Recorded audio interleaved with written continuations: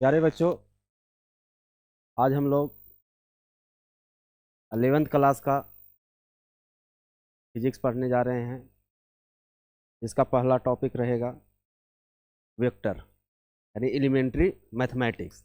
Vector plus elementary mathematics. उससे पहले आप लोग 10th क्लास करके आए होंगे, तो हम लोग फिजिक्स के बारे में जानेंगे। थोड़ा इंट्रोडक्शन जब स्टार्ट कर रहे हैं तो कि फिजिक्स है क्या, तो हेडिंग डालिए फिजिक्स। ज़्यादा बात नहीं करेंगे इसके बारे में, क्योंकि बचपन से ही हम लोग फिजिक्स केमिस्ट्री मैथ पढ़ते आ रहे हैं, तो फिजिक्स क्या है ये आप लोग को पता होगा, लेकिन थोड़ी सी हम बात कर लेते हैं।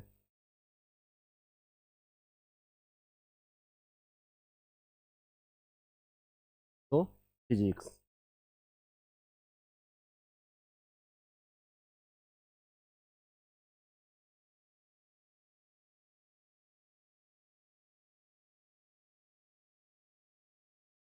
तो फिजिक्स है क्या। हम लोग बचपन से ही पढ़ते आ रहे हैं कि फिजिक्स एक साइंस का ब्रांच है। तो हम लिखे हैं it is the branch of science.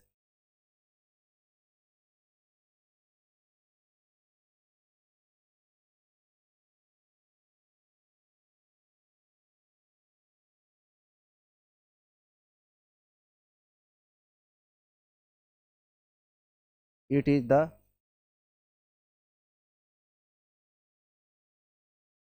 Branch it is the branch of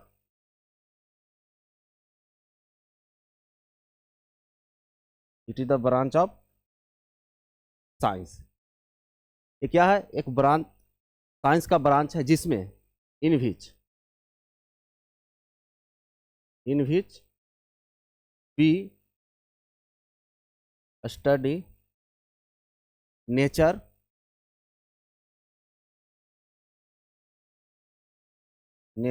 and natural nature and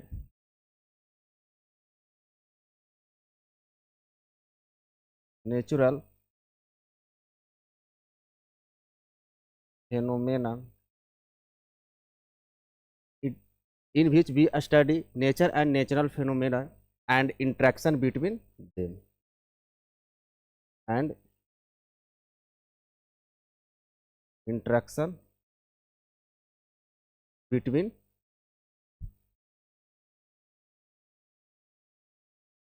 and interaction between them। देखिए, कहने का क्या मतलब है। ये क्या है, साइंस का एक ब्रांच है। फिजिक्स एक साइंस का ब्रांच है जिसमें नेचर एंड उसमें जो घटनाएं होते हैं उनके बीच हम अध्ययन करते हैं। एंड, और लिखिए, and in physics and in physics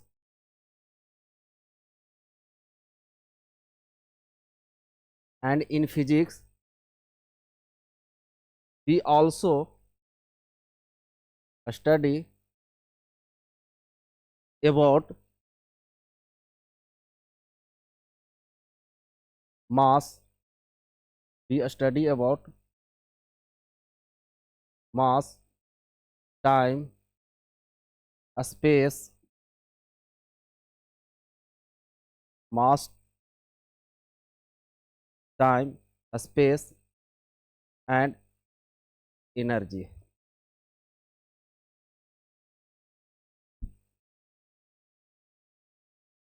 तो बच्चों, इसमें हम जनरली क्या स्टडी करते हैं, मास के बारे में, टाइम के बारे में, स्पेस के बारे में और एनर्जी के बारे में। यहाँ तक कोई दिक्कत नहीं होनी चाहिए आप लोगों को। आगे बढ़ते हैं। एक और टर्म आता है, इसको नोट कीजिए। एक टर्म आता है physical quantity. Basic basic term है।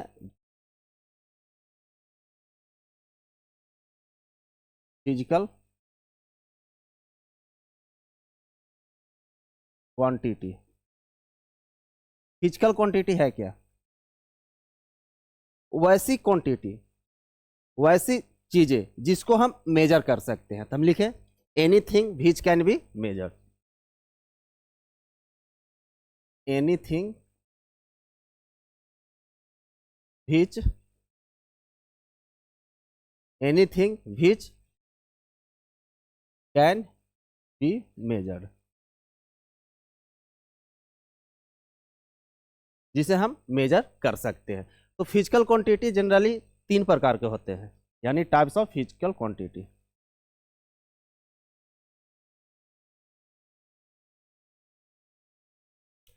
फिजिकल क्वांटिटी का आप पहले एग्जांपल देख लीजिए। तो किसे किसे मेजर करते हैं? एग्जांपल, लेंथ हम लोग मेजर करते हैं, मास को मेजर करते हैं, फोर्स लग रहा है तो उस फोर्स को मेजर करते हैं, एनर्जी कितने जूल एनर्जी है उसका मेजर करते हैं, ईटीसी। अब देखिए फिजिकल क्वांटिटी कितने प्रकार के होते हैं।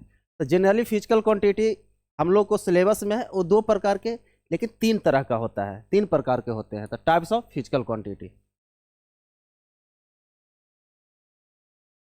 Types of physical quantity, types of physical quantity. पहला स्केलर क्वांटिटी,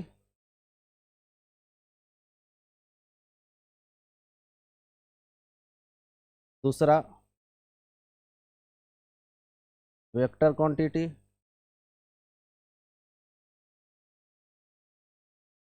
और तीसरा क्या होता है? टेंसर।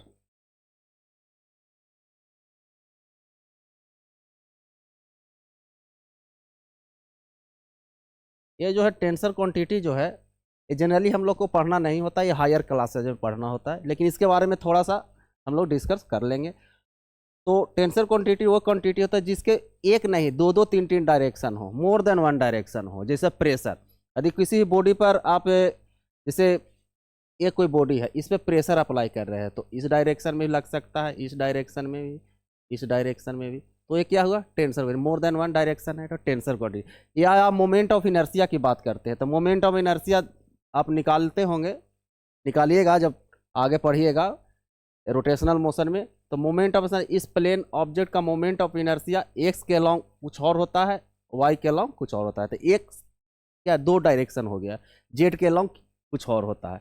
या आप लोग कहिएगा और आगे पढ़ना है आप लोग का स्ट्रेन। तो स्ट्रेन क्या होता है कि यदि हम इस बॉडी में, यदि इस बॉडी में एक लॉन्गिट्यूडनल लोड लगाते हैं तो लेंथ में तो वेरिएशन आता ही है, उसके ट्रांसवर्स डायरेक्शन में भी वेरिएशन आता है। तो क्या करें, एक से ज़्यादा डायरेक्शन में वेरिएशन आ रहा है तो हम उसे ऐसी क्वांटिटी को क्या बोलेंगे? Tensor quantity. इससे थोड़ा सा चर्चा करेंगे लास्ट में, लेकिन अभी ब्रीफ बता दे रहे हैं। तो अब हेडिंग डालिए आप लोग, स्केलर क्वांटिटी। हमारा जनरली पढ़ना है 2 तरह की क्वांटिटी के बारे में।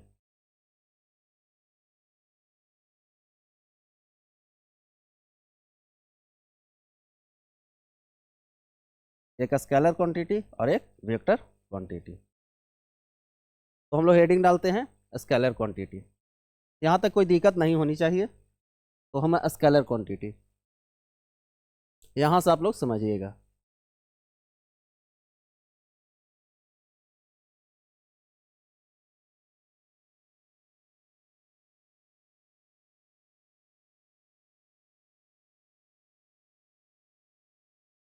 स्केलर क्वांटिटी,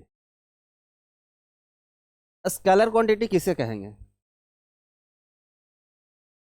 कोई बता सकते हैं? बताइए, जानते हैं स्केलर क्वांटिटी?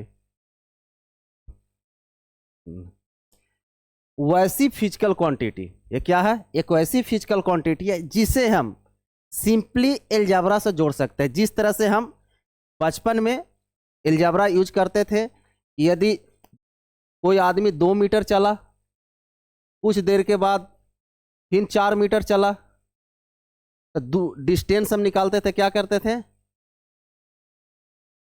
डिस्टेंस दोनों को ऐड कर देते थे। क्या कर? सिंपल एलजाब्रा से करते थे। 4 2 6 मीटर। तो ऐसी फिजिकल क्वांटिटी जिसे हम सिंपली एलजाब्रा से जोड़ सकते हैं, जिसे सिंपल एलजाब्रा से हम जोड़ सकते हैं, वैसी क्वांटिटी को हम स्केलर क्वांटिटी कहते हैं। या जिसके पास सिंपल ओनली मैग्नीट्यूड हो, कोई डायरेक्शन नहीं हो, ऐसी क्वांटिटी को हम लोग क्या बोलेंगे? स्केलर क्वांटिटी बोलेंगे। तो लिख सकते हैं those physical quantity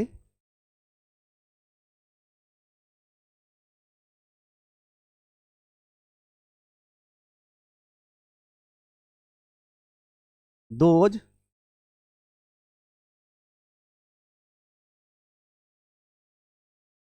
physical quantity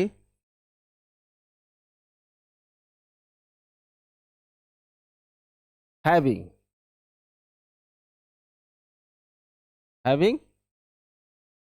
only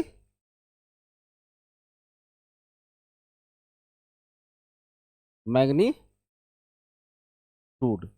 वैसी फिजिकल क्वांटिटी जिसके पास सिर्फ मैग्नीट्यूड हो, वैसी फिजिकल क्वांटिटी जिसके पास सिर्फ मैग्नीट्यूड हो, उसको हम लोग क्या कहेंगे? Scalar quantity. अब एग्जांपल देख लेते हैं। Length, mass, electric current,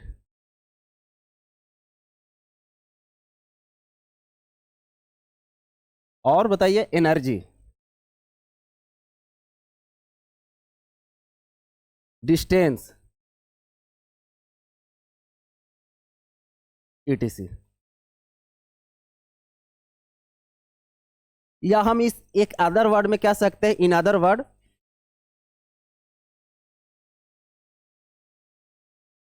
those physical quantity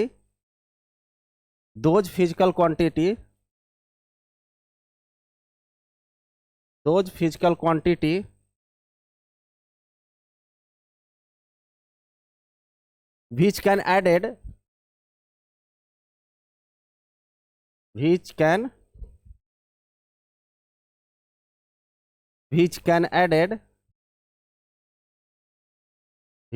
added simply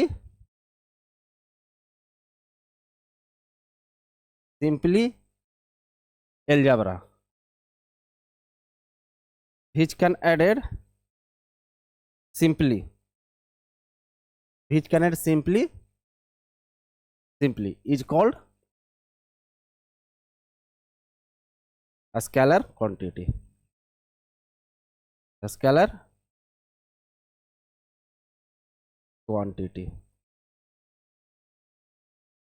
is called a scalar quantity, जिसे हम सिंपली ऐड कर सकते हैं या ऑर्डिनरी अलजेब्रा से हम ऐड कर सकते हैं, वैसी क्वांटिटी को हम स्केलर क्वांटिटी कह सकते हैं।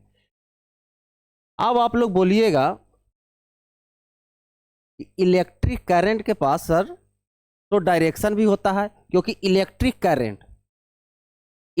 करंट की हम बात करते हैं।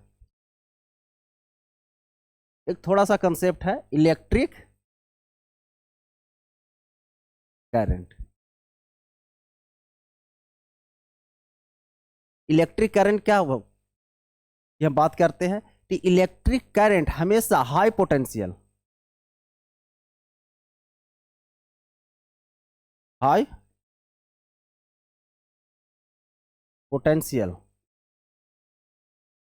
To low potential.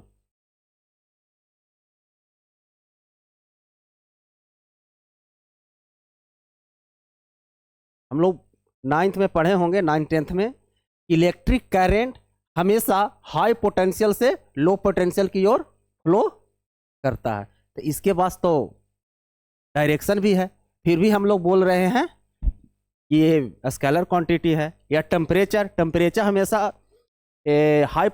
High temperature to low temperature के बीच हमारा हीट का ट्रांसफर होता है, फिर उसको बोलते हैं स्केलर क्वांटिटी है। तो क्या मतलब हुआ इसका?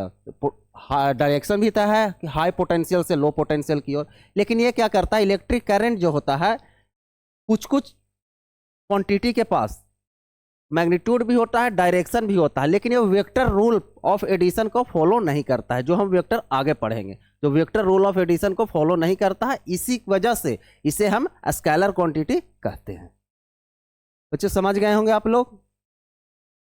तो हम लोग आगे बढ़ते हैं, वेक्टर पढ़ेंगे, उसके बाद इस पे पुनः आएंगे इलेक्ट्रिक करंट पे, तो ज्यादा समझ में आएगा।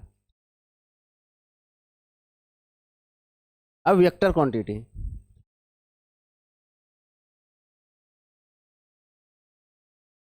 वेक्टर क्वांटिटी, ये ऐसा क्वांटिटी है जो फिजिक्स इसके बिना पढ़ ही नहीं पाएंगे। एक अच्छे फिजिक्स पढ़ नहीं पाएंगे, क्वेश्चन नहीं हो पाएगा विदाउट वेक्टर से। इसीलिए वेक्टर को बहुत अच्छे ढंग से समझना, और यही मेन हमारा टॉपिक है। दोज फिजिकल क्वांटिटी लिखिए, दोज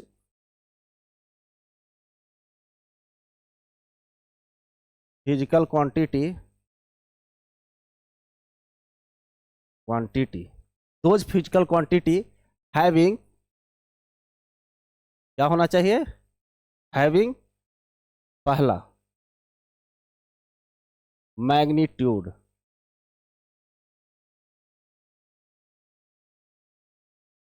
हैविंग मैग्नीट्यूड, दूसरा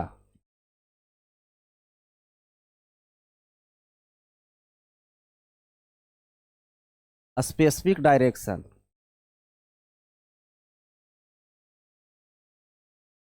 एक स्पेसिफिक डायरेक्शन भी होना चाहिए।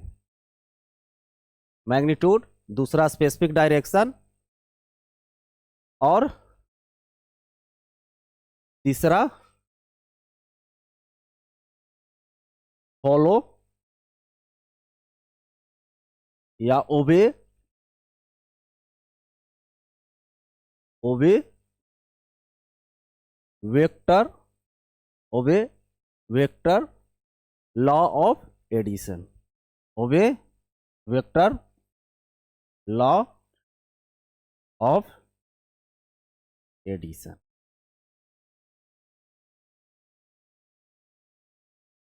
वैसी फिजिकल क्वांटिटी जिसके पास मैग्नीट्यूड और एक स्पेसिफिक डायरेक्शन भी होना चाहिए, और इतना ही नहीं, वो वेक्टर रूल ऑफ एडिशन का पालन भी करना चाहिए, तभी हम उस क्वांटिटी के बोलेंगे कि वो वेक्टर क्वांटिटी है, अन्यथा वो वेक्टर क्वांटिटी नहीं है। क्योंकि हम करंट की बात कर रहे थे, करंट की बात हम कर रहे थे कि आप इसको स्केलर क्वांटिटी में लिखें सर, क्योंकि इसके पास तो डायरेक्शन भी है कि करंट हमेशा हाई पोटेंशियल से लो पोटेंशियल में ट्रेवल करता है, लेकिन ये वेक्टर रूल ऑफ एडिशन को फॉलो नहीं करता है, इसीलिए हम इसे स्केलर क्वांटिटी कहे। देखिए क्यों नहीं करता है, कि यदि घर में देखिएगा बिजली के तार में एक 5 एम्पियर का इधर से करंट आ रहा है, यानी 10 एम्पियर इधर से करंट आ रहा है, 1500 मान लेते हैं 15 एम्पियर, और इधर से मान लिया कितने डिग्री पे है, 90 डिग्री पे। तो इधर देखिएगा या मापिएगा एमीटर से कि ये 20 एम्पियर का करंट आ रहा है, लेकिन यदि हम वेक्टर रूल लगाए तो ये गलत आएगा, कुछ और रिजल्ट आएगा, लेकिन हमारा क्या आता है 20 एम्पियर का। तो इसीलिए हम कह सकते हैं कि ये जो है इलेक्ट्रिक करंट जो है वेक्टर रूल ऑफ एडिशन को फॉलो नहीं करता है, इसीलिए ये स्केलर क्वांटिटी है। बच्चे समझ गए होंगे। चलिए आगे बढ़ते हैं। तो हम क्या किए, vector quantity, those physical quantity having magnitude, specific direction, and तीसरा फॉलो या ओबे वेक्टर रूल ऑफ एडिशन। इसमें कोई दिक्कत तो नहीं है। चलिए, हमारे पास मैग्नीट्यूड होना चाहिए, एक डायरेक्शन होना चाहिए, और वेक्टर रूल ऑफ एडिशन को फॉलो करना चाहिए। अब वेक्टर रूल ऑफ एडिशन है क्या सर? तो vector rule of addition, vector vectors rule of addition, vector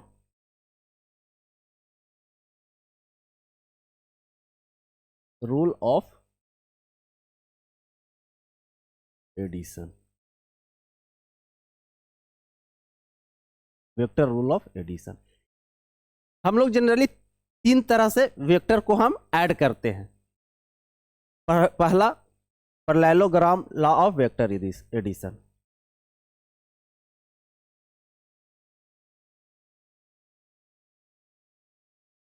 parallelogram of vector addition, parallelogram of vector addition. Second, triangle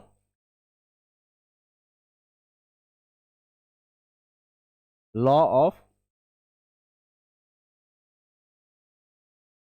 of vector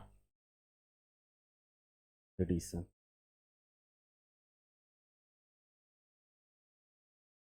parallelogram law of vector addition, law कर लीजिए। तीसरा, polygon law of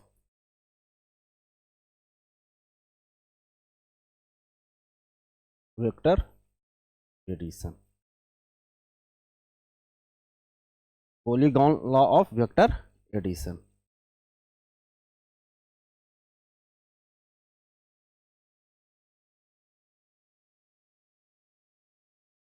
में कोई दिक्कत? हम लोग तीन तरह से वेक्टर को ऐड करते हैं, parallelogram law of vector addition, triangle law of vector addition और polygon law of vector addition. तो हम क्या पढ़े थे? हाँ, वेक्टर क्या हो गया?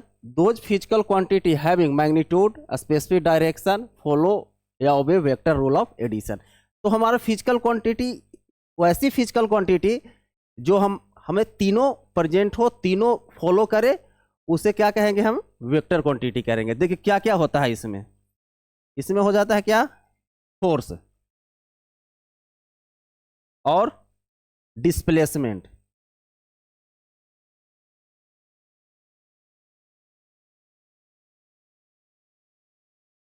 And linear momentum,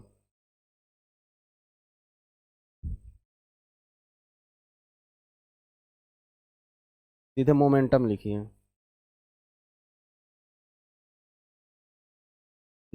momentum, linear momentum भी आ जाएगा, एंगुलर मोमेंटम भी आ जाएगा, वेलोसिटी और भी होता है, बहुत सा होते हैं, etc। तो इतने तरह का वेक्टर रूल ऑफ एडिशन होता है, हम जनरली आगे पढ़ेंगे। उससे पहले हम वेक्टर के बारे में जानेंगे कि वेक्टर क्या है। तो पहले रिप्रेजेंटेशन ऑफ वेक्टर। इससे पहले एक और चीज देख लेते हैं। किसी भी वेक्टर के पास क्या होता है? उसके पास मैग्नीट्यूड होता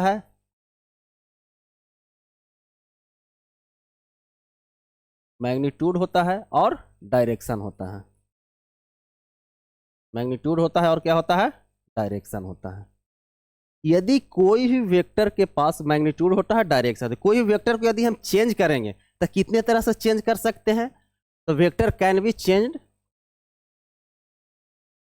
vector can be changed by, कितने तरह से हम चेंज कर सकते हैं? तो पहला, मैग्नीट्यूड को चेंज करें, डायरेक्शन को सेम रखें, तो change magnitude, change magnitude, keep direction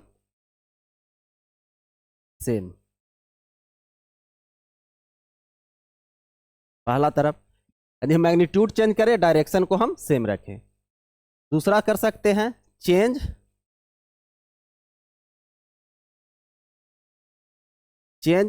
direction,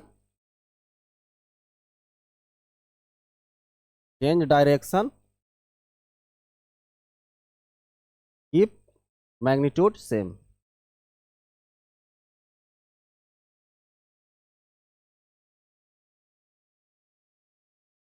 ये छोटी छोटी बातें हैं जो हमेशा ध्यान में रखिएगा बच्चे। या हम डायरेक्शन भी चेंज करें और मैग्नीट्यूड दोनों को चेंज कर सकते हैं। Change both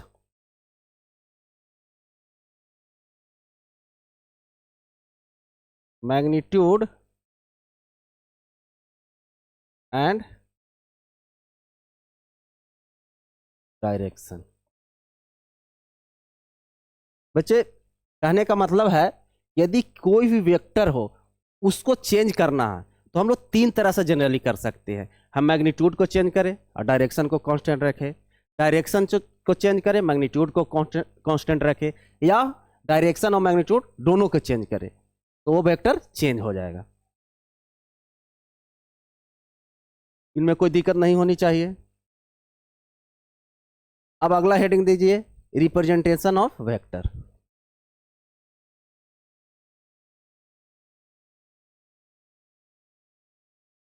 representation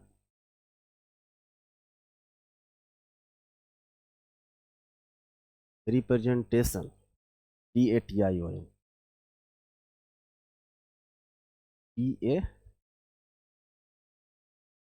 DATION representation of vector. Vector को वेक्टर को जनरली हम दो तरह से रिप्रेजेंट करते हैं, एक ग्राफिकल रिप्रेजेंटेशन या एल्जेब्रिक रिप्रेजेंटेशन और एक graphical representation.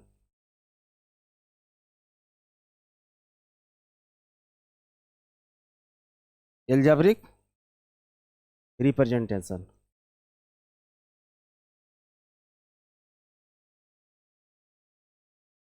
Algebraic representation of vector. तो हम पहले देख लेते हैं एल्जेब्रिक रिप्रेजेंटेशन ऑफ वेक्टर।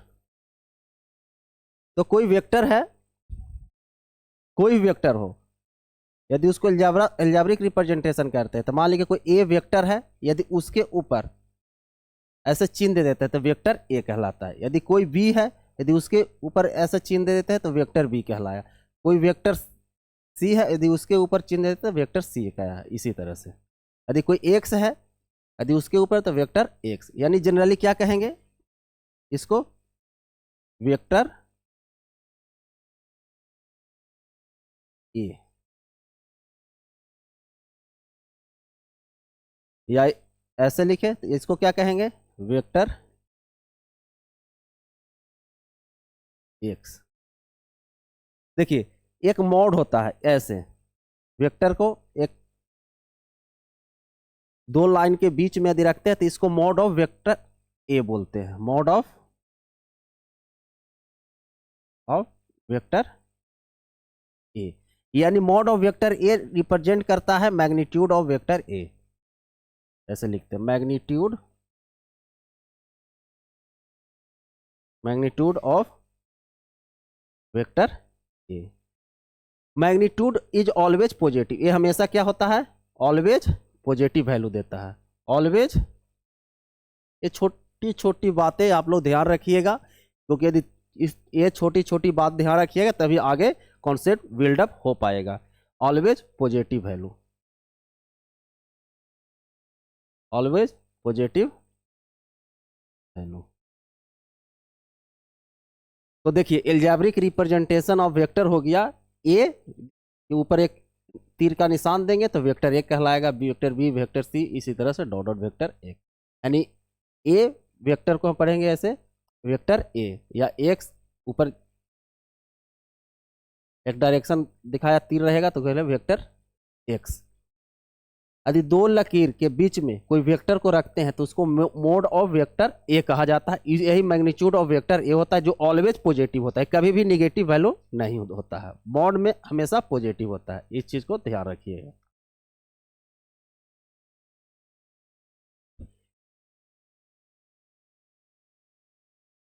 तो हम लिख सकते हैं इसको,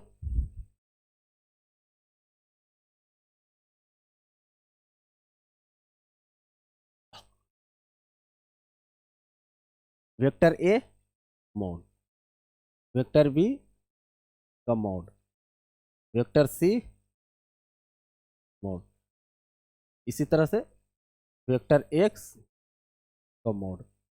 ये क्या रिप्रेजेंट करता है, represent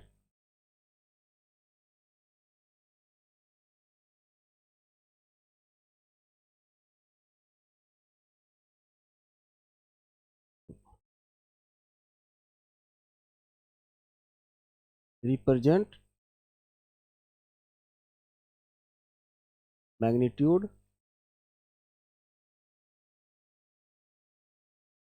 of vector A, vector B, vector C, vector. कोई दिक्कत यहाँ पे नहीं होना चाहिए। या सिंपली इसको हम ए भी लिखते हैं, यदि ऐसे ए लिखा, वो भी सिर्फ ए बी, मॉड नहीं लगाते हैं, फिर भी हम ऐसे लिखते हैं बी सी एक्स। यदि ऐसा भी मिले तो हम लोग बोलेंगे कि ये magnitude of vector A B C है, यानी ऐसे लिख दीजिए।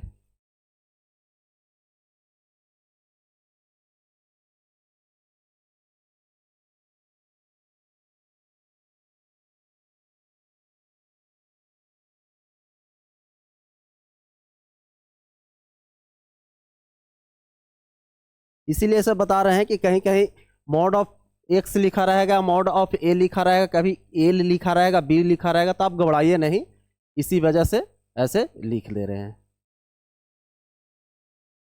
यहां तक तो कोई दिक्कत नहीं होनी चाहिए।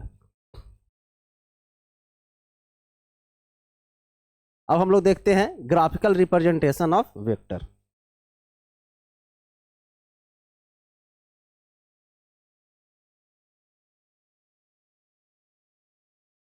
Graphical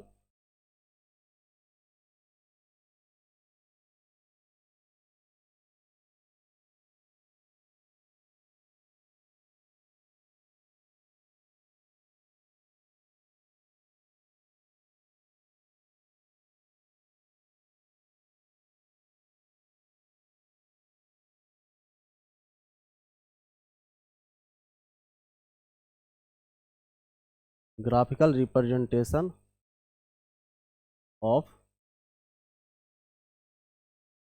vector.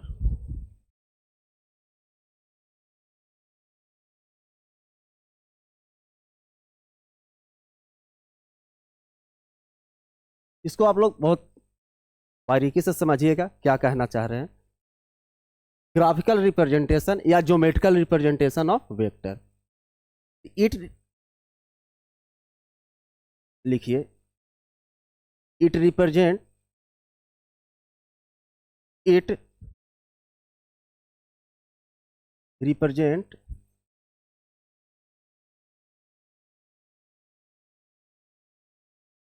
represented by it is represented by a line with arrow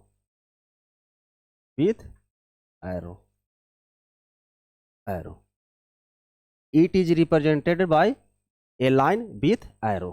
एक लाइन से रिप्रेजेंट करते हैं, उसके साथ क्या होना चाहिए, एरो होना चाहिए। यानी कहने का मतलब है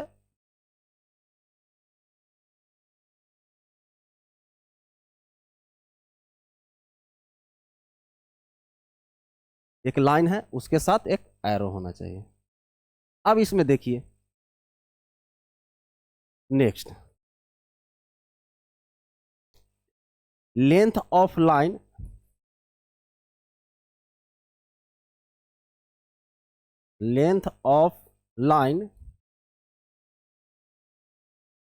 रिप्रेजेंट, लेंथ ऑफ लाइन क्या रिप्रेजेंट करता है, मैग्नीट्यूड ऑफ वेक्टर।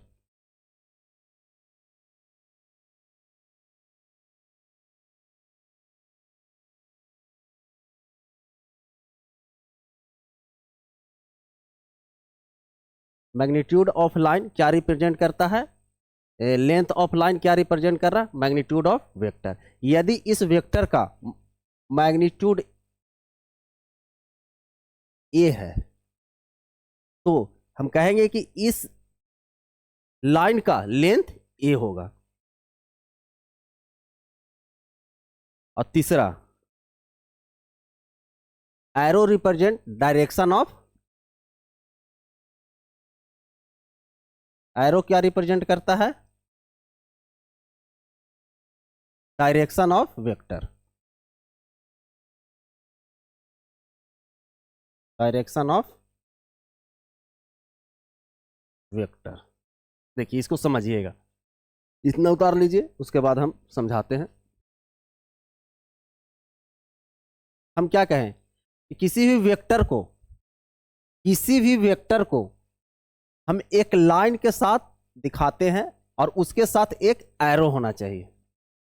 तो इसमें देखिए,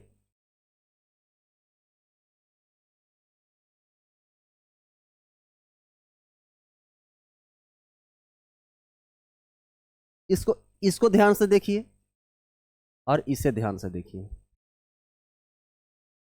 ये क्या है? Starting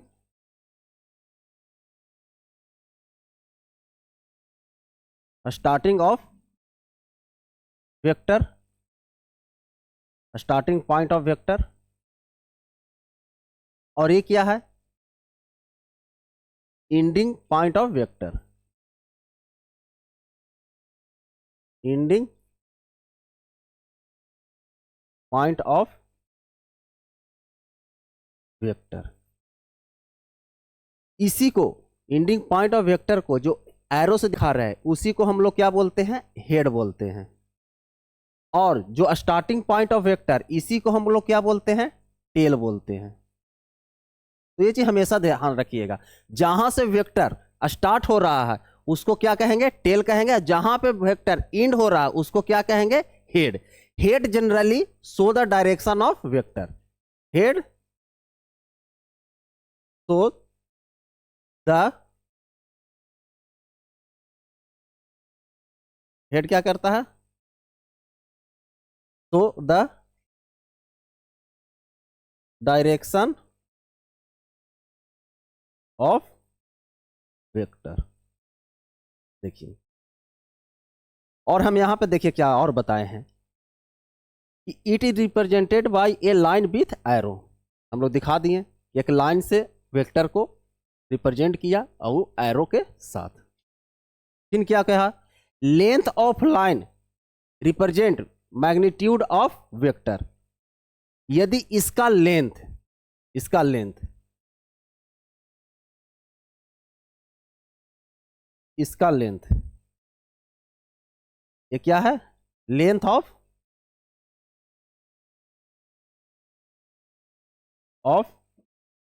vector. Length of vector क्या रिप्रेजेंट करेगा? Magnitude of vector.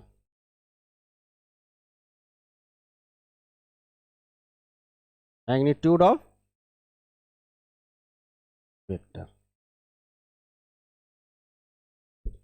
और देखिए इन क्या बताएं कि लाइन से रिप्रेजेंट करेंगे विथ एरो के साथ, लेंथ रिप्रेजेंट करेगा मैग्नीट्यूड ऑफ वेक्टर, और एरो रिप्रेजेंट करेगा direction of vector. Arrow represent करेगा डायरेक्शन ऑफ वेक्टर। तो हम क्या करें? Head shows the direction of vector. ये तीनों, इसमें तीनों मैंने पॉइंट बताया, तीनों इस वेक्टर में दिखाई पड़ रहा है। इसमें कोई दिक्कत आप लोग को नहीं होनी चाहिए। याद रखिएगा, जहां से वेक्टर स्टार्ट होता है उसको हम टेल कहते हैं, जहां पे एंड होता है उसको हम हेड कहते हैं। और हेड जो है वेक्टर के डायरेक्शन को दिखाता है। और लेंथ, लेंथ ऑफ लाइन या इसको arrow, length of arrow represent magnitude of vector. यहां तक क्लियर? कोई दिक्कत नहीं होनी चाहिए।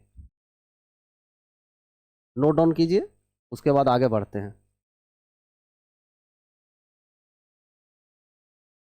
देखिए एग्जांपल ड्रॉ कीजिए vector.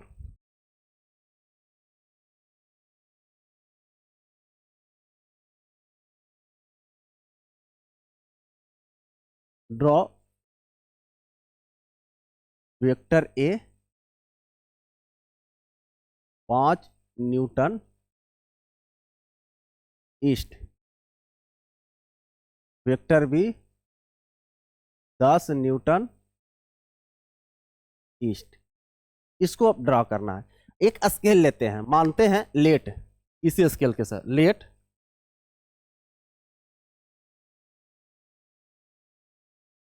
1 centimetre is equal to 5 newton. यानी स्केल पे एक स्केल हम एज्यूम करते हैं, स्केल एज्यूम करते हैं कि यदि 1 सेंटीमीटर, यदि इस स्केल पर यदि 1 सेंटीमीटर होगा तो हम रिप्रेजेंट करेंगे 5 न्यूटन के। तो एक सेंटीमीटर स्केल रिप्रेजेंट कर रहा है क्या, 5 न्यूटन। तो मान लेते हैं ईस्ट कितना, यदि बोर्ड पर देखिएगा, एक चीज और ध्यान दीजिए, यदि बोर्ड पे यानी आपको पेपर पे ईस्ट राइट साइड, नॉर्थ ऊपर होता है, उसके अपोजिट साउथ नीचे होता है, और वेस्ट इधर होता है। तो क्या कह रहा है, 5 न्यूटन, एक वेक्टर ए है जो 5 न्यूटन ईस्ट के डायरेक्शन में है। अब देखिए इसमें क्या, कोई वेक्टर के पास ए वेक्टर है, हम क्या कह रहे हैं, 5 न्यूटन किस डायरेक्शन में है, ईस्ट में। तो ये जो है ईस्ट क्या शो कर रहा है, और 5 न्यूटन क्या शो कर रहा है, 5 न्यूटन क्या शो कर रहा है, मैग्नीट्यूड।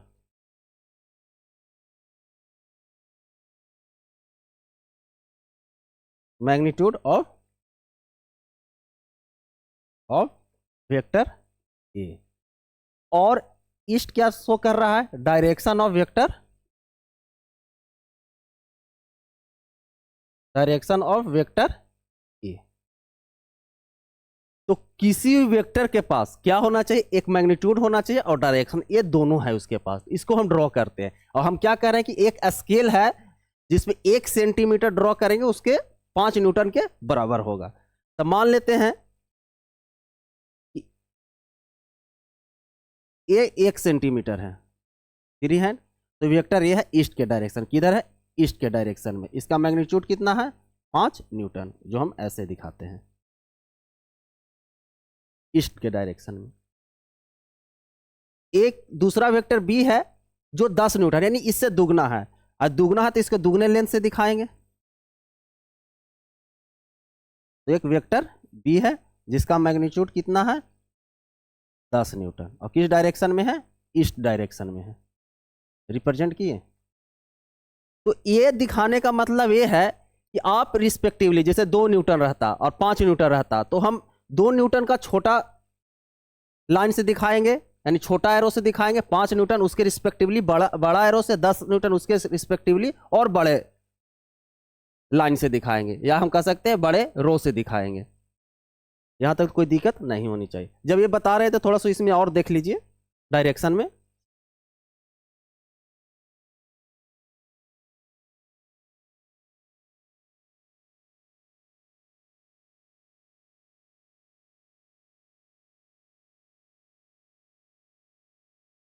तो ये सब नोट कर लीजिएगा। यदि ये 45 डिग्री हो, कितने हो, 45 डिग्री, ये भी 45 डिग्री हो, 45 डिग्री, ये भी 45 डिग्री हो, ये भी 45 डिग्री हो। जनरली हम लोग एंगल मेजर करते हैं साउथ और नॉर्थ को रिफरेंस मान के। तो पहले देखिए ऐसे भी लिख सकते हैं, नॉर्थ ईस्ट और ईस्ट नॉर्थ, लेकिन जनरली हम लोग प्रिफेयर ये किया जाता है, ये नहीं, क्योंकि हम लोग जब भी कोई चीज भी मेजर करते हैं एंगल, तो हम नॉर्थ और साउथ को रिफरेंस मान के, इसलिए हमेशा नॉर्थ ईस्ट लिखेंगे यदि 45 डिग्री है तो। ये क्या हो गया, ये हो गया नॉर्थ और ईस्ट के बीच में है, तो नॉर्थ ईस्ट। यदि 45 डिग्री पे हो तो ये साउथ ईस्ट, ये क्या हो गया, साउथ वेस्ट, ये क्या हो गया, नॉर्थ वेस्ट। इतना समझ में आ रहा होगा, क्योंकि सिर्फ डायरेक्शन है। और देखिए और हम एंगल इसमें मेजर करने के लिए सिखाते हैं, जो बच्चे लोग ज़्यादातर गलत करते हैं। देखिए जब बता रहे हैं तो पूरी बता देते हैं।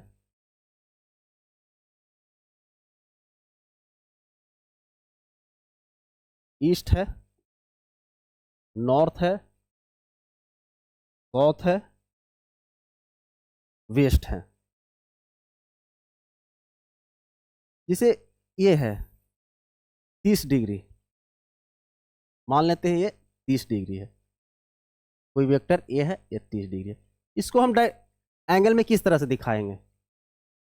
तो ये लिखते हैं कि हम ईस्ट की तरफ जा रहे थे, ईस्ट की तरफ जा रहे थे, थोड़ा नॉर्थ की तरफ मुड़ गए, तो क्या लिखेंगे? 30 डिग्री,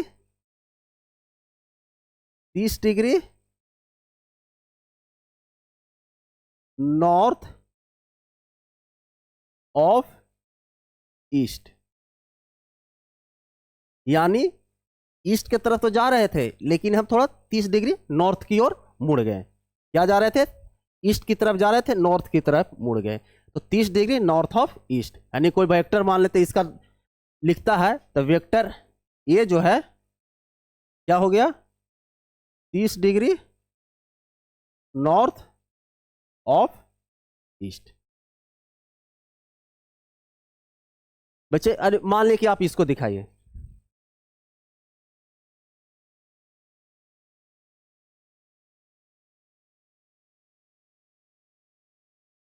बीस डिग्री, मान ली कोई वेक्टर बी है, तो इसको कैसे लिखेंगे?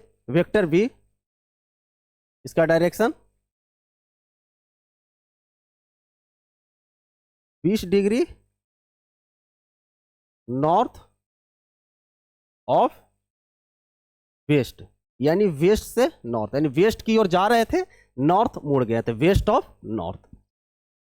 यदि कोई वेक्टर मान ले सी इस तरफ जा रहा है, सी, तो इसका डायरेक्शन हम क्या दिखाएंगे?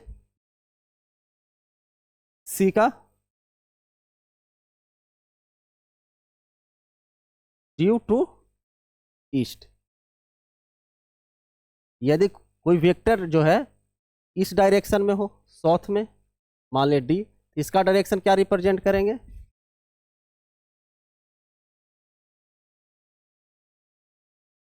Due to south. बच्चे ये सब लोग छोड़ देते हैं, लेकिन बहुत दिक्कत होती है बच्चे को समझने में। जब एक लैंग्वेज में क्वेश्चन आता है तो लोग बच्चे एंगल ड्रॉ नहीं कर पाते हैं, वेक्टर ड्रॉ नहीं कर पाते हैं, इसीलिए आप लोग इसे समझिए कि क्या है। सीधे बोले 30 डिग्री नॉर्थ ऑफ ईस्ट, यानी ईस्ट तरफ जा रहा होगा और 30 डिग्री नॉर्थ की ओर मुड़ गया होगा, तो 30 डिग्री नॉर्थ ऑफ ईस्ट। यानी 20 डिग्री नॉर्थ ऑफ वेस्ट का मतलब क्या हुआ? यानी वेस्ट की तरफ जा रहा होगा और 20 डिग्री नॉर्थ मुड़ गया होगा। ड्यू टू ईस्ट, यानी जो वेक्टर सी जो है ईस्ट की ओर है, अब vector D due to south, यानी वेक्टर डी जो है वो साउथ की ओर है। एंगल आपको पहचानना, लिखना, ड्रॉ करना आप लोग को अब आ गया होगा, हमें मानते हैं, क्योंकि 2-3 एग्जाम्पल देकर बता दिए, और जब क्वेश्चन आएगा तो हम लोग इसी तरह से ड्रॉ करेंगे। कोई दिक्कत बच्चे?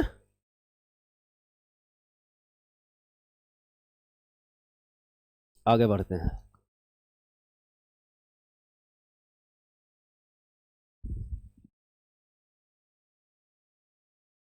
अब प्रॉपर्टीज ऑफ वेक्टर।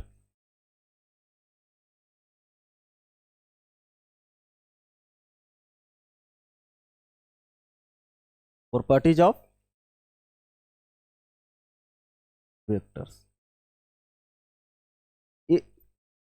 आज जो पहला क्लास है बहुत इंपॉर्टेंट है, यदि ये नहीं समझ में आया तो बहुत दिक्कत होगा, इसलिए ध्यान से समझिएगा, ध्यान से सुनिएगा। मैं एक चीज को 2-3 बार रिपीट करता हूं। तो पहला प्रॉपर्टीज क्या है समझिएगा। मान लिए कोई एक वेक्टर ए है, ये वेक्टर ए है, इसका मैग्नीट्यूड और डायरेक्शन इस साइड में है, यदि मैग्नीट्यूड ए है और डायरेक्शन इस साइड में। यदि इस वेक्टर को हम लोग कहीं भी स्पेस में यदि इसके पैरेलल शिफ्ट करते हैं, तो क्या इसका मैग्नीट्यूड चेंज हुआ? नहीं। डायरेक्शन में भी इधर है तो वेक्टर चेंज नहीं करेगा। कहीं भी शिफ्ट करेंगे तो वेक्टर चेंज नहीं करेगा। यानी कहने का मतलब है कि कोई एक ए वेक्टर है, यानी इसी का पैरेलल कहीं भी हम शिफ्ट करें, यदि बिना मैग्नीट्यूड चेंज किए हुए इसके पैरेलल कहीं भी शिफ्ट करें, तो मान लिए कि यहाँ पे ले आए तो ये वेक्टर बी हो गया। सपोज करते हैं कि ये वेक्टर बी हो गया, क्या तो ए बराबर वेक्टर बी, क्योंकि ये वेक्टर दोनों चेंज नहीं किए। यदि इसको यानी हम यहाँ ले आते हैं, इसको पैरेलल शिफ्ट करके यहाँ ले आते हैं, तो क्या ये वेक्टर चेंज हुए? नहीं, यानी सी, तो ये भी सी के इक्वल हो जाएंगे। यानी हम कह सकते हैं कि कोई भी वेक्टर क्वांटिटी को यदि उसके पैरेलल कहीं भी शिफ्ट करें इस स्पेस में, वो वेक्टर चेंज नहीं होगा। हम वेक्टर चेंज होने के 3 तरीके बताए थे, यदि मैग्नीट्यूड चेंज हो जाए, डायरेक्शन चेंज हो जाए, या दोनों चेंज है। इसमें तो ना मैग्नीट्यूड चेंज हो रहा है, नहीं डायरेक्शन चेंज हो रहा है, तो वेक्टर चेंज होगा ही नहीं। तो हम लिखें यही चीज एक लैंग्वेज में लिख देना है, a vector quantity, a vector quantity, a vector quantity remains unchanged, remains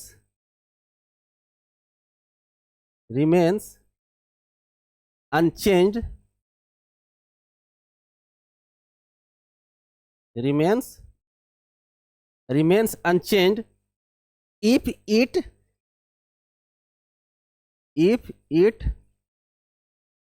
move, if it moved, if it is moved या shifted parallel to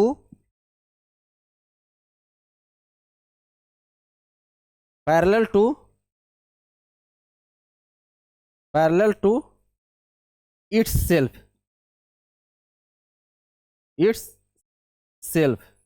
parallel to itself। यदि खुद के पैरेलल इस स्पेस में कहीं भी शिफ्ट करे तो वेक्टर चेंज नहीं करेगा। तो यही है, vector remains unchange, the vector quantity remains unchanged if it is moved या शिफ्टेड पैरेलल टू इटसेल्फ। यदि उसके पैरेलल, इस वेक्टर को इसके पैरेलल कहीं भी शिफ्ट करे तो वेक्टर चेंज नहीं होगा, पहला प्रॉपर्टी। दूसरा प्रॉपर्टी देखिए, यहीं पे दिखा देते हैं। दूसरा प्रॉपर्टी कह रहा है a vector remains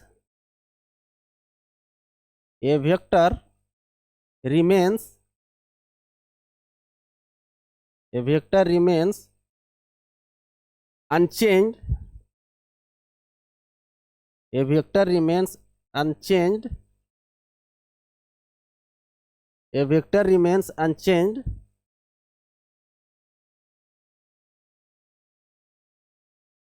a vector remains unchanged if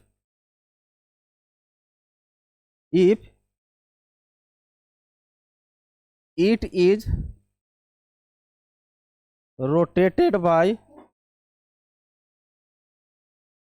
plus minus 2 pi n।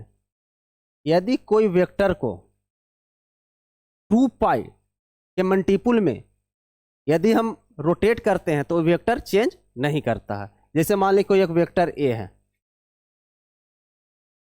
कोई वेक्टर ए है, यदि इसको 2 पाई से रोटेट कर दिए, कितना से? 2 पाई से, तो क्या वेक्टर चेंज करेगा? नहीं। यदि इस यही वेक्टर है, यदि इसको 4 पाई के कर दिए तो वेक्टर चेंज करेगा? नहीं चेंज करेगा। तो चेंज नहीं करेगा, क्योंकि देखिए जब एक बार रोटेट किए तो उसी डायरेक्शन में आ गया, मैग्नीट्यूड तो वही है, तो वेक्टर चेंज नहीं करेगा। तो इसीलिए कहा गया ये vector remains unchange if it is rotated by plus minus 2 pi n। तो वेक्टर हमारा अनचेंज रहेगा, चेंज नहीं करेगा। अगला प्रॉपर्टी, तीसरा, यदि हम कोई भी वेक्टर है, तीसरा प्रॉपर्टी क्या है? यदि एक कोऑर्डिनेट है,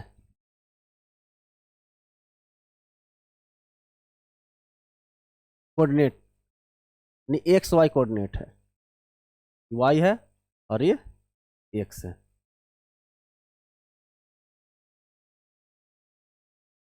ये y है या x है।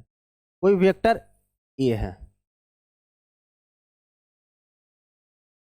यदि इसका कोऑर्डिनेट को हम रोटेट कर देते हैं किसी भी एंगल से, जैसे मान लिए एक्स हो गया और ये वाई हो, लेकिन ए वेक्टर सेम मैग्नीट्यूड का है और डायरेक्शन भी सेम है, इसको कुछ नहीं किए तो वेक्टर हमारा चेंज नहीं करेगा। तो लिखिए ए vector remains unchanged, A vector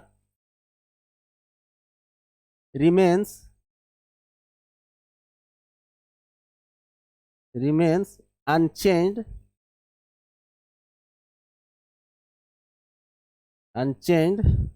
vector remains unchanged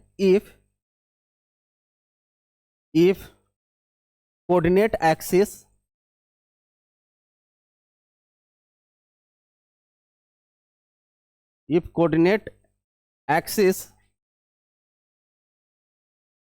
is rotated if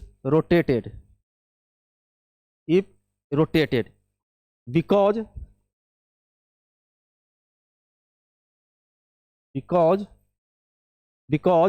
there is no because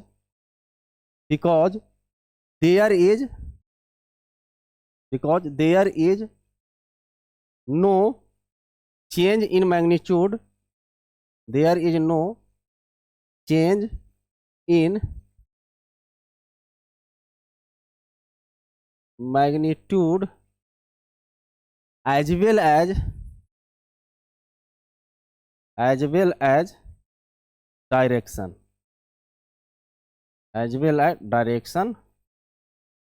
of the vector। क्यों नहीं चेंज किया? क्योंकि उसका मैग्नीट्यूड और डायरेक्शन चेंज ही नहीं हुआ, इसीलिए हम वेक्टर चेंज नहीं हुआ। देख लीजिए, कोई दिक्कत नहीं होनी चाहिए।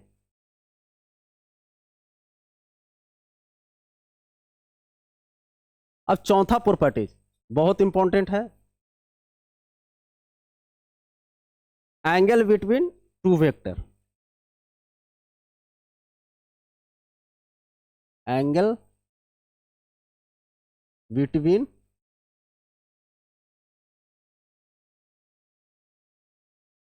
To vectors, angle between two vector. जैसे मान लीजिए कि कोई एक वेक्टर ए है, कोई वेक्टर ए है और कोई वेक्टर बी है।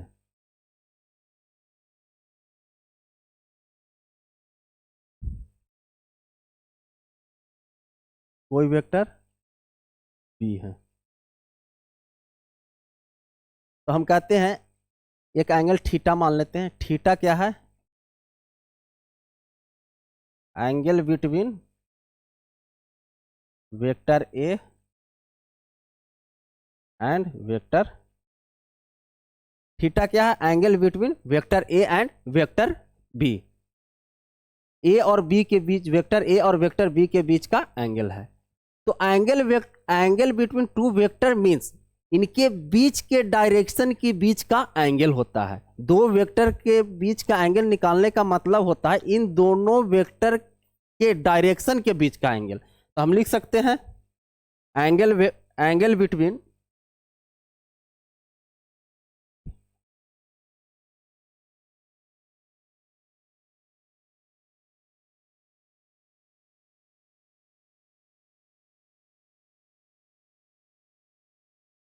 Angle between two vectors, angle between two vectors, angle between two vectors means, angle between two vector means angle between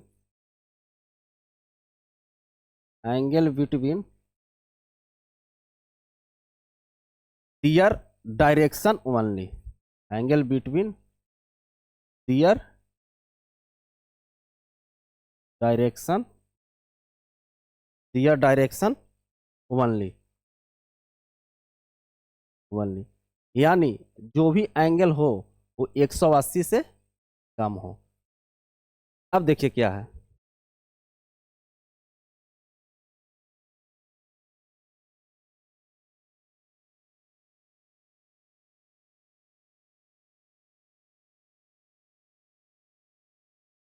हम क्या कहें कि angle between two vector means angle between their direction only, यानी इसका direction किस किधर है, इस साइड में है, इसका डायरेक्शन किधर है, इस साइड में है। ये क्या है, direction of vector B, direction of vector B, direction of vector B, इसका डायरेक्शन किस इधर है, इस साइड में है।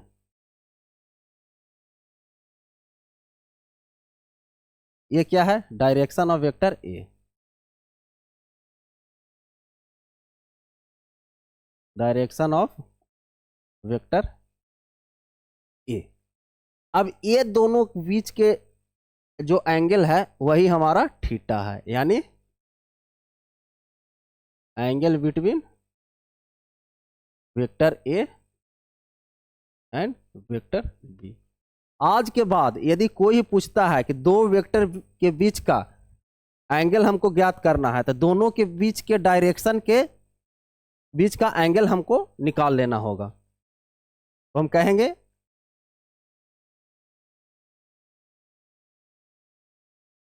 तो दोनों के डायरेक्शन के बीच का एंगल जो निकालेंगे वही हमारा आएगा angle between two vectors.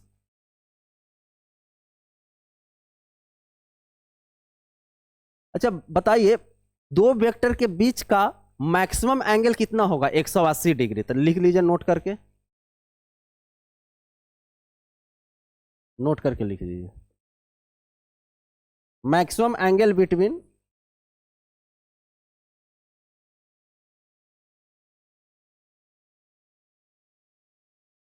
Maximum angle between two vector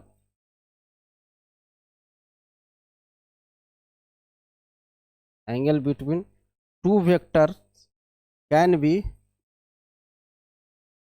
180 degree. दो वेक्टर के बीच का एंगल हमेशा 180 से छोटा होता है। मैक्सिमम एंगल कितना होगा, 180 डिग्री। यहां पे कोई दिक्कत नहीं होना चाहिए, क्योंकि यदि दो वेक्टर के बीच का एंगल निकालना है तो दोनों का बीच के डायरेक्शन के बीच का एंगल हम लोग ज्ञात करेंगे। यानी हम कह सकते हैं, देखिए तो, कि ये दोनों वेक्टर को यदि हम टेल को एक साथ इसको पैरेलली लाएंगे और टेल को एक जगह ज्वाइन कर देंगे, और जो एंगल बनेगा वही तो हमारा एंगल बिटवीन टू वेक्टर होगा। तो हम कह सकते हैं,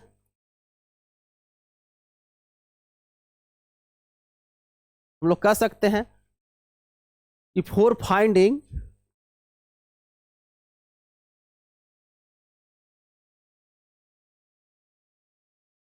for finding for finding for finding angle between for finding angle between for finding angle between vectors angle between vectors for finding angle between vectors bring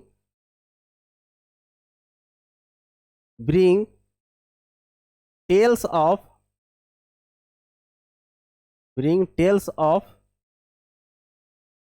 both vectors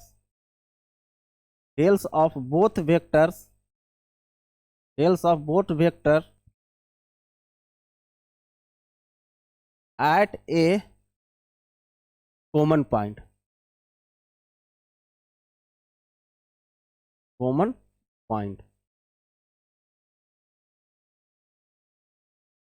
angle between, यहाँ पे करो two vectors.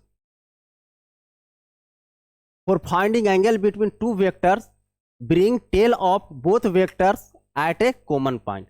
यानी दो vector के बीच का angle निकालना हो तो हम दोनों वेक्टर को टेल को एक कॉमन पॉइंट पर लाएंगे।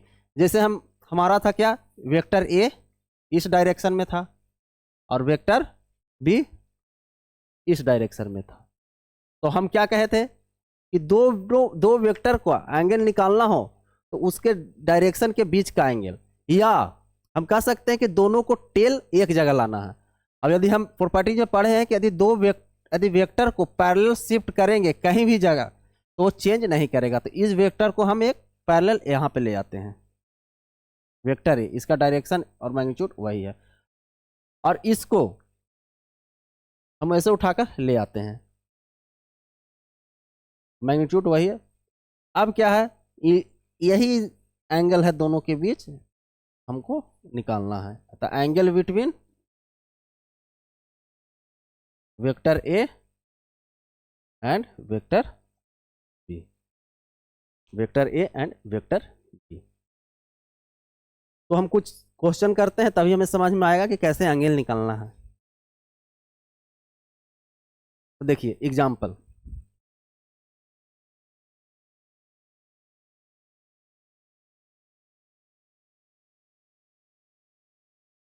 कोई वेक्टर ए है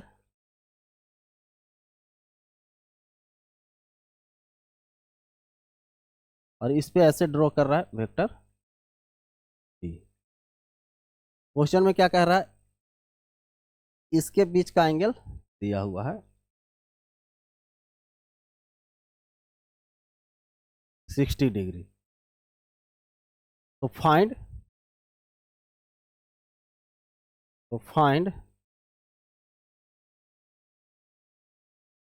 angle between vector A and vector B. तो हम दो तरह से निकाल सकते हैं, एक तो टेल को एक साथ लाकर एक जगह लाकर एक कॉमन पॉइंट पर लाकर, या हम इसके बीच के डायरेक्शन के बीच का हम एंगल देख लेते हैं। तो देखिए, तो इस वेक्टर ए का डायरेक्शन किधर है, इस साइड में है। ये किसका है डायरेक्शन, ए का, और इस साइड में वेक्टर बी का डायरेक्शन है। तो इन दोनों के बीच का एंगल कौन है, यही तो है, और ये कितना डिग्री है, 60 डिग्री। यही थीटा है, तो थीटा बराबर क्या हो गया, 60 डिग्री। ये समझ में आया हो। या हम लोग कह सकते हैं, या टेल को एक जगह ले आना, तो वेक्टर ए को हम पैरेलल शिफ्ट यहाँ किए, vector A.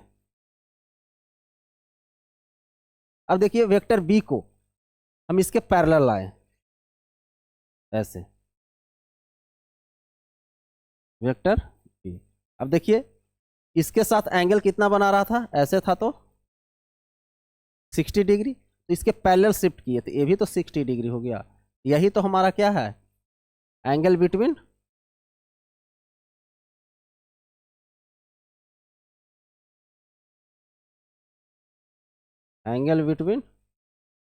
Vector A and vector B. बच्चे अब समझ में आया होगा। एक क्वेश्चन देते हैं, उसको थोड़ा कीजिए, एंगल निकालिए। देखिए next example,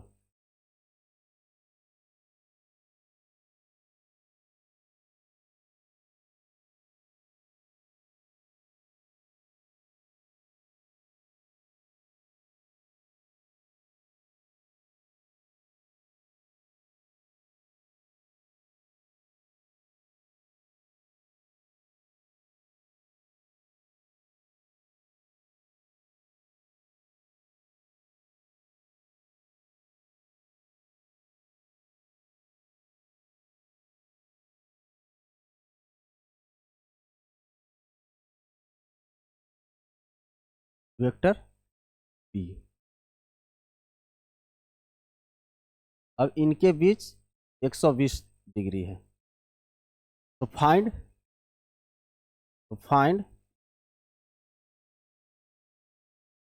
angle between vector A and vector B.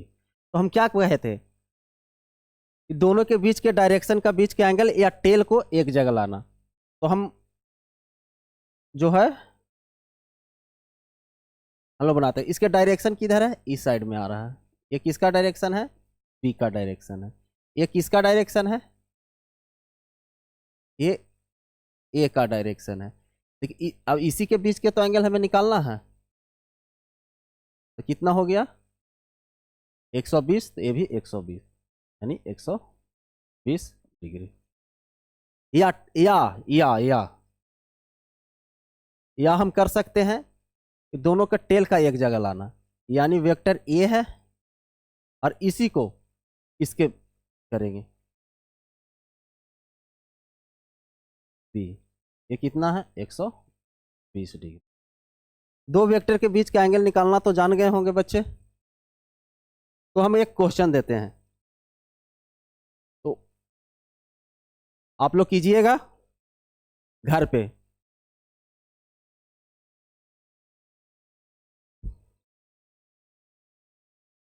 कोई ए वेक्टर है, ये एंगल यहां से 45 डिग्री बना रहा है। कोई बी वेक्टर है,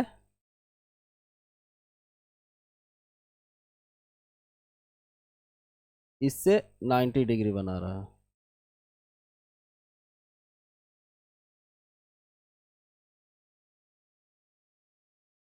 ये क्या है 90 डिग्री बना रहा है। कोई वेक्टर सी है,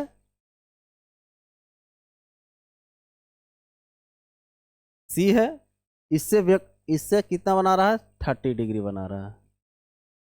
कोई वेक्टर डी है, कोई वेक्टर डी है, इससे जो है इस लाइन से 60 डिग्री बना रहा है।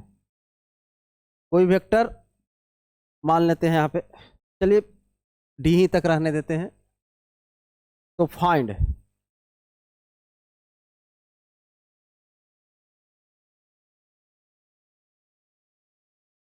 एंगल बिटवीन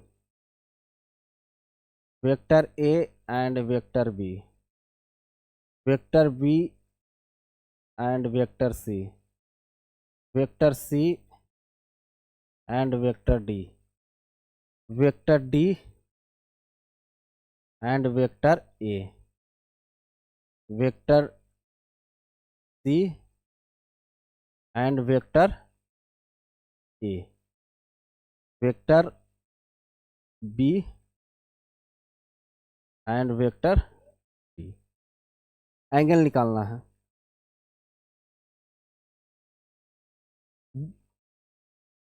इसके लिए क्या करेंगे, सभी वेक्टर को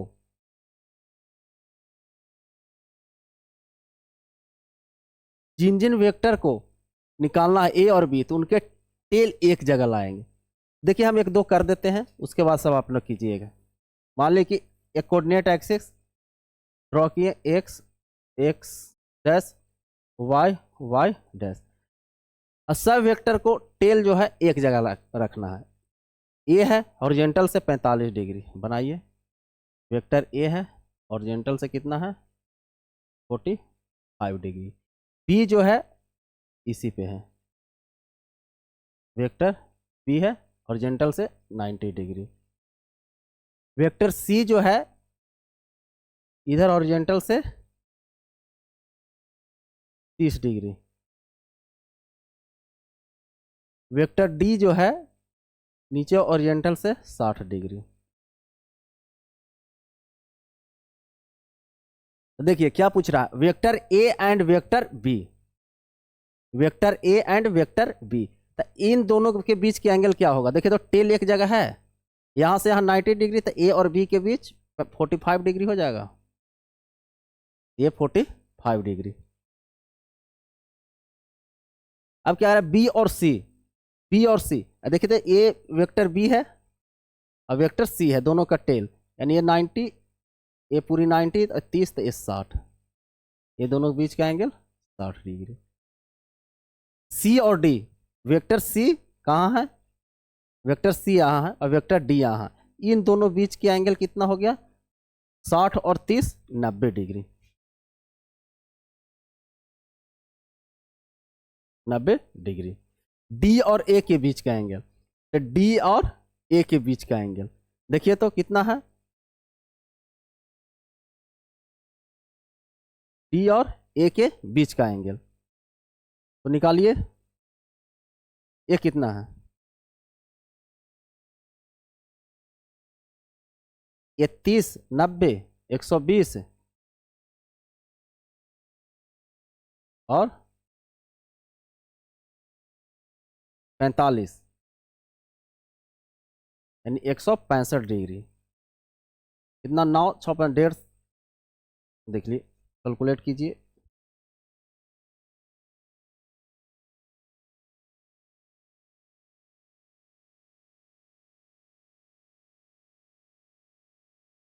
देखिए ए और डी के बीच ना पूछ रहा है, ए और डी के बीच, देखिए तो ए और डी यहाँ है, ये 60 तो 30, यहाँ से यहाँ 90 और ये 45, तो 30 और 90 120 और 45 कितना हो गया, 5 6 1, यानी 180 से कम है, 165 डिग्री।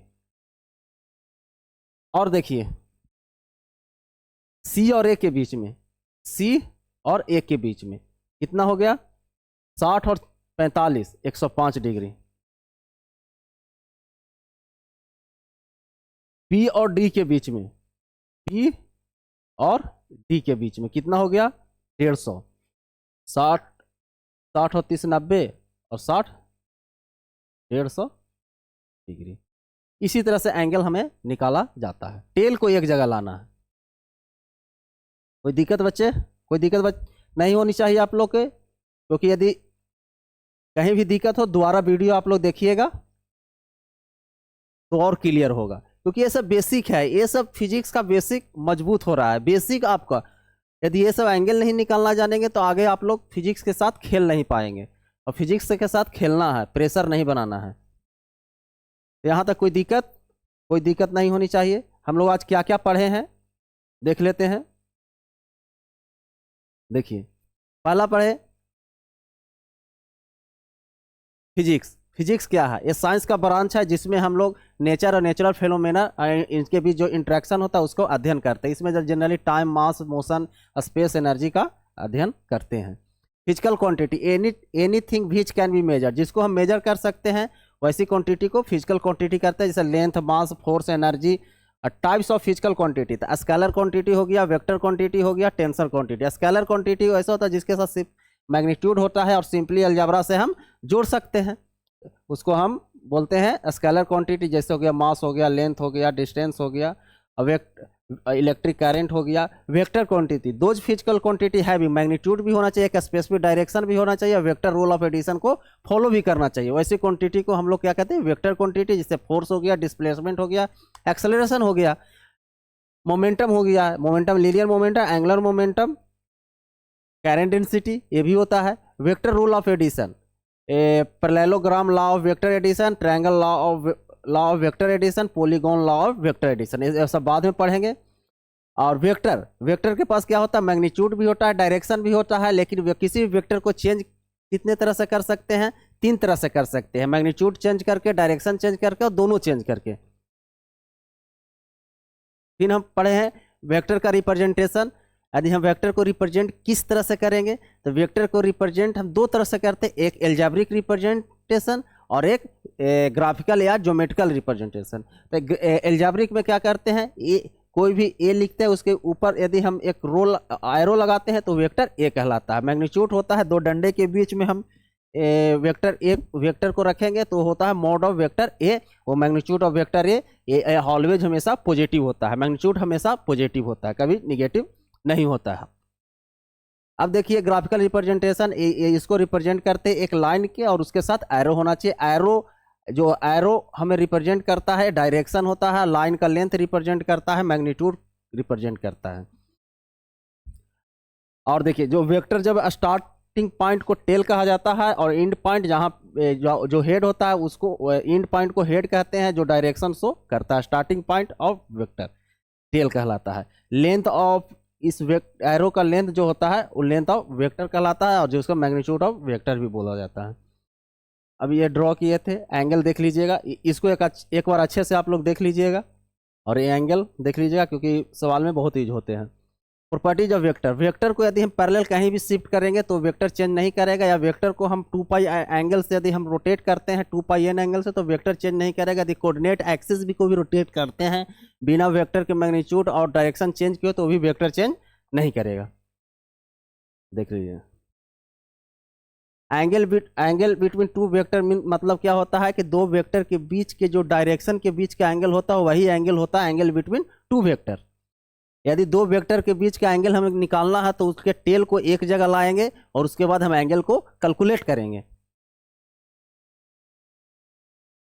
क्वेश्चन कराएं, एक बार और ट्राई कीजिएगा, ये सब क्वेश्चन को एक बार और ट्राई कीजिएगा, इसको ट्राई कीजिएगा, उसके बाद हमारा यहाँ पे समाप्त होता है और हम अगले क्लास में और इसके वेक्टर का डिस्कशन करेंगे इस, और हम लोग यहाँ पे समाप्त करते हैं अपने क्लास को।